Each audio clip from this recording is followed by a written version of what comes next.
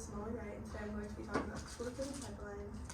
And we talked about it a little bit in this class, and I touched on it on my earlier presentation, but I will refresh your memory just in case anyone forgets what that is.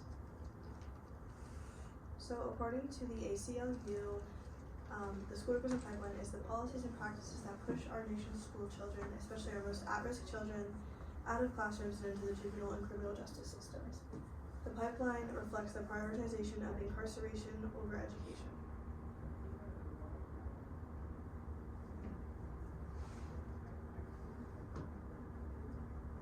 So next I want to touch on the history of violence in the United States.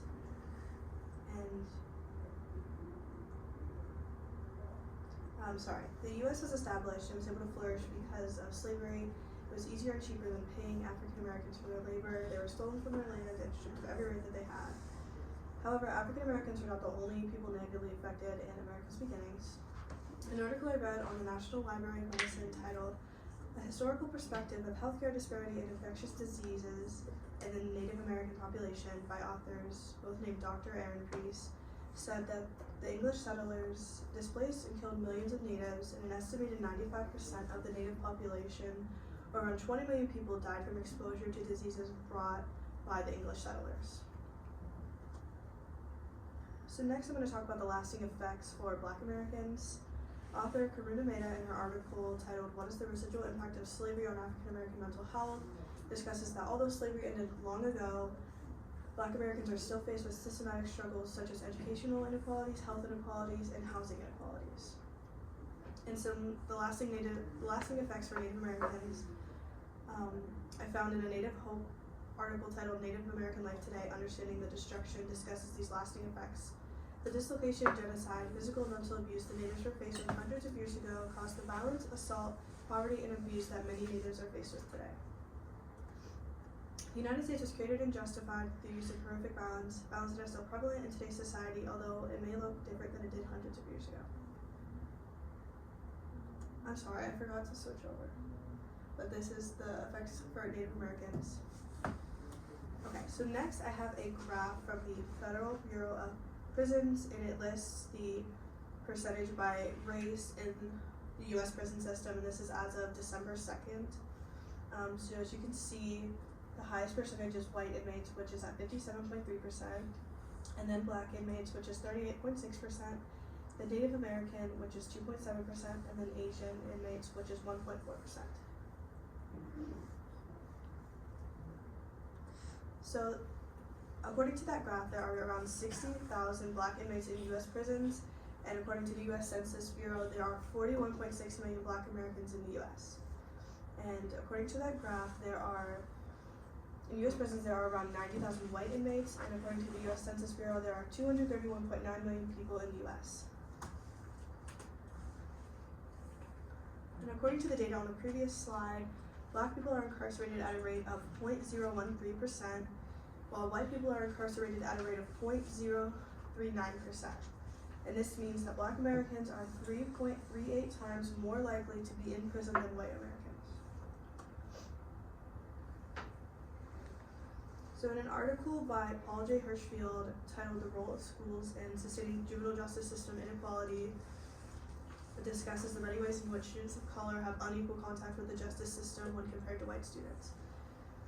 So Hirschfield discusses that students of all races commit disciplinary infractions, however their race has a large effect on the type of punishment that they receive. So self-reported crime by a Black juvenile in Rochester, New York in the late 80s, early 90s was about 3.6 times more likely to result in police action compared to a crime reported by a white juvenile. In the 1990s, cities such as Chicago and Pittsburgh, there were studies that were conducted that found that Black juvenile offenders had a higher chance of facing arrest when compared to white juveniles. And around the late 80s, early 90s, offenses in high crime neighborhoods in Seattle were twice as likely to end in referral to juvenile court for Black juveniles as opposed to white juveniles, and 8.5 times more likely if the offenses involved drugs. So an article titled "The Origins of the School to Prison Pipeline" discusses the drug policies from the 80s that were introduced by Ronald Reagan that would inspire the zero tolerance policies that would later be placed in schools. and Reagan's war on drugs and his tough stance on crime led to an extreme increase in the U.S. prison population, and the U.S. prison population tripled in the 30 years following him implementing these laws. So what is the solution for the school to prison pipeline? I think the first step we should take is eliminating zero tolerance policies. And after Reagan implemented these laws, a lot of schools started getting tough on their crime too. And I believe that zero tolerance policies lack the ability to view things rationally. And I know personally at my school, if someone got a fist fight, like if two people got a fist fight, it was an automatic out of school suspension for 10 days for both of them, regardless of context, regardless of if someone was defending themselves. It was just automatic 10-day out of school suspension. And author Christopher G. Robin states that when an individual supposedly violates a rule, zero tolerance permits those in authority to view the violation as if it occurs in a social and historical vacuum.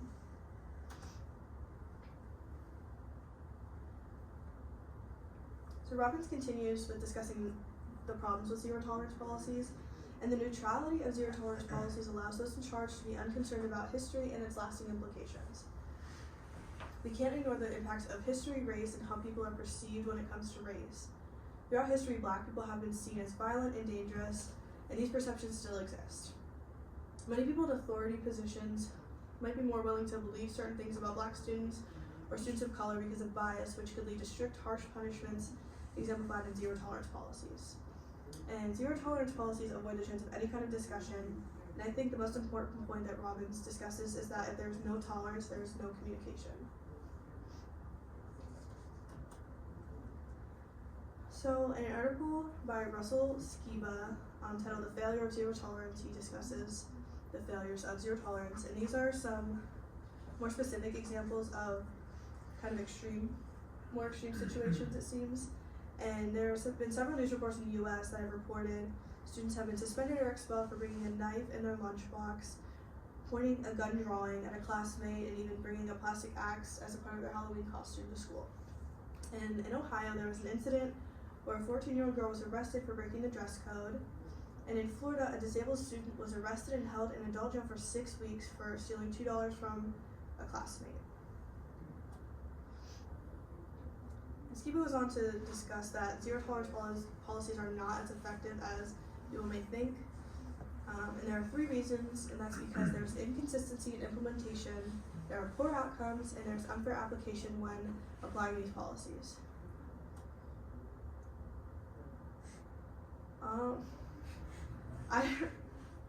It's normal on my screen, so I'm really sorry, I don't know why that's happened. According to national data, only a small portion of out-of-school suspensions are due to behavior that endangers the security and safety of schools. And instead, suspensions are used as an answer to a wide range of behaviors from fighting to disobedience. School climate, the school administration, and school demographics have a lot to do with how punishment is handed out. And there are much higher rates of out-of-school suspensions and expulsions at schools that have principles that favor zero tolerance policies. So the next option Skiba talked about is poor outcomes, and there is no data that shows that out-of-school suspensions or expulsions limit disruption or better any school conditions. If there is any effect, it would be that disciplinary removal has been seen to have negative effects on student outcomes and on the learning climate. High rates of out-of-school suspension are even linked to lower graduation rates, higher dropout rates, and more chances of contact with the juvenile justice system. And schools with higher suspension rates are seen to have lower scores on statewide tests. And the last point Skiba talks about is unfair application. So when looking at school discipline, a consistent finding is a high degree of racial disparity in suspensions and expulsions. In the U.S., Black students are regularly suspended at rates 2 to 3 times higher than other students. Black students are also overrepresented in office referrals, expulsions, and corporal punishment, and these disparities have increased over the last 30 years. And studies have shown that for less serious and more subjective infractions, Black students are punished more severely. Skiba also discusses a possible solution or replacement for the zero tolerance policy, and the American Psychological Association sat down and tried to tweak the zero tolerance policy after a lot of people have shown their concern. And within the last 10 to 15 years, a model called preventative discipline has started to gain popularity. And this model could possibly address the issues of safety, disruption, and discipline in schools. Firstly, I'm sorry. I did it again, I'm sorry. So this is preventative discipline. And firstly, school-wide prevention efforts like conflict resolution, classroom management, and parental involvement can help create a climate that is less likely to become violent. Secondly, schools should address the seriousness of threats and violence and provide support to students who may be at risk for violence and disruptions through intervention, mentoring, anger management, and teaching pro-social skills. And lastly, schools that are prepared to prevent violence have strategies in place to deal with disruptive or violent behaviors for when they do arise. These include methods for individual behavior plans, school-wide discipline plans, and cooperation, particularly between the juvenile justice system and education.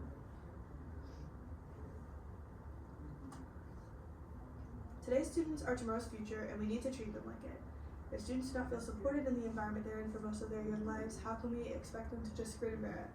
We need to break the traditions of violence and putting people of color down. We need to recognize the history of this country and implications people of color still face today. We need to uplift students of color, treat them as we do white students, not throw them out of school. We need to get to the root of the problem, which I believe is zero tolerance policies. Students of all races, but especially Black students, are extremely negatively affected by such policies. Implementing policies such as preventative discipline will try to stop the problems before they start.